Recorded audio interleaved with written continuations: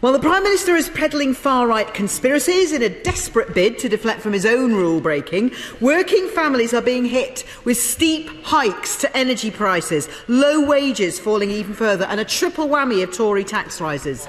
Mr. Speaker, the Right Honourable Gentleman opposite has previously demonstrated his socialist tendencies and expressed his support for our calls to scrap the national insurance tax rise that will unfairly hit working families, but the Chancellor and the Prime Minister have not listened.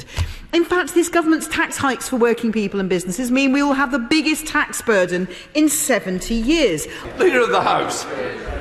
Thank you, Mr. Speaker. What a delight it is to hear from the Honourable Lady every week running through her socialist mantra. He then mentioned far-right conspiracy theories, which seem to be in relation to the Leader of the Opposition. So let me quote his own words, where the Right Honourable Gentleman said, "I accept the conclusions reached by Ms Levitt QC, and in the interests of transparency and accountability, I have decided to publish her report in full.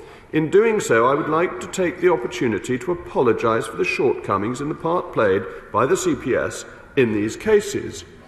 But I also want to go further. If this report and my apology are to serve their full purpose, then this must be seen as a watershed moment. In my view, these cases do not simply reflect errors of judgment by individual officers or prosecutors on the facts before them.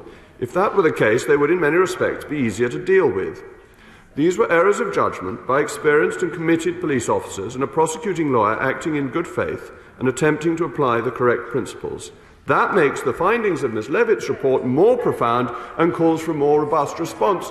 But, Mr. Speaker, this is the traditional understanding of ministerial responsibility, that somebody who is in charge of a department, and the Right Honourable Gentleman was in charge of the Crown Prosecution Service, was following the Critchell-Down principle of taking responsibility for what went on in his organisation and then apologising for failings. And my right honourable friend, the Prime Minister, has apologised similarly for mistakes that may have been made in Downing Street.